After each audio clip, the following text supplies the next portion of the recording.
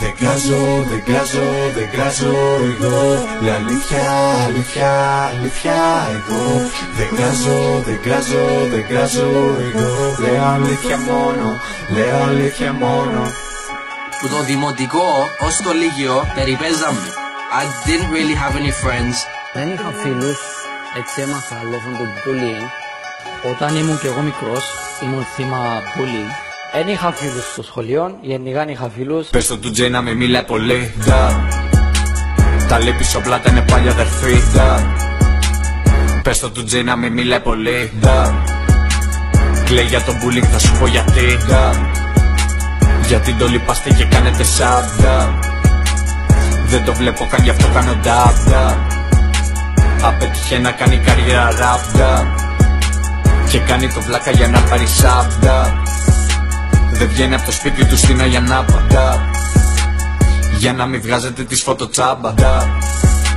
Δεν λέει αλήθεια ούτε ένα λεπτό.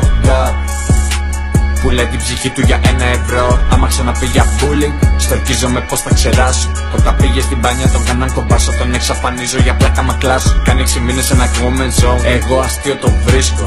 Δουλεύω 6 μέρες μόνο. Και γράφω ένα δίσκο.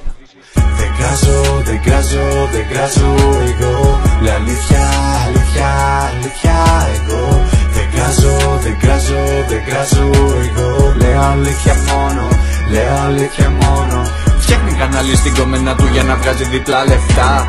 Μόλις υπάρχει 6, αυτός θα είναι 37. Όταν δεν έλεγε για bullying είχε 50.000 σαμπ.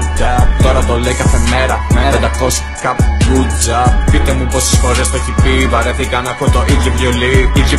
Είχε βιολί, διπρόσωπος ψεύτης και αδερφή. Ήμουν θύμα bullying. Πες το του Τζέι να μην μιλάει πολύ. Τα λέει πίσω πλάτα είναι πάλι αδερφή. Πες το του Τζέι να μην μιλάει πολύ. Κλαίει για το bullying, θα σου πω γιατί. Γιατί το λυπάστε και κάνετε σаб. Δεν το βλέπω καν, γι' αυτό κάνω dab.